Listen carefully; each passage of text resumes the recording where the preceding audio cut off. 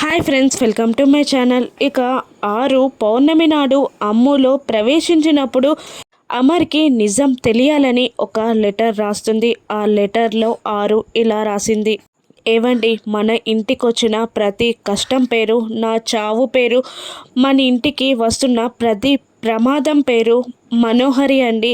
స్నేహితురాలు అని నేను చేరదీస్తే నన్ను చంపేసి మీకు దగ్గర కావాలి అని మన ఇంట్లోకి వచ్చిందండి అని ఆరు మనోహరి నిజస్వరూపం మొత్తాన్ని ఆ లెటర్లో రాసేసింది. ఇక ఆరు ఆ లెటర్ రాసిన విషయాన్ని గుర్తు తెచ్చుకుంటూ ఇలా అంటూ ఉంటుంది: ఆ లెటర్ని రాసి పిల్లల బుక్స్తో పాటే అక్కడే పెట్టేశాను.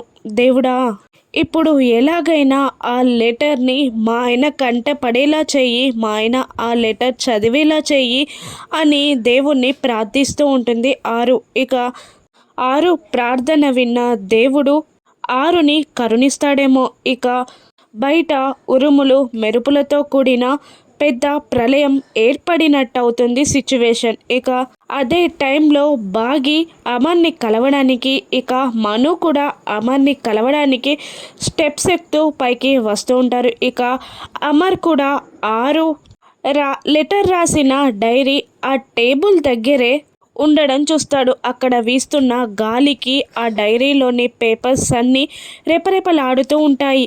అమర్ ఆ డైరీని చూసి ఏంటా డైరీ అని దగ్గరికి రాబోతూ ఉంటాడు. ఇక ఆ డైరీని ముందుగా ఎవరు చూస్తాడు? అమరా, భాగియా, మనువా? మను నిజస్వరూపం బయటపడనుందా? మళ్ళీ మనోహరి తప్పించుకుంటుందా?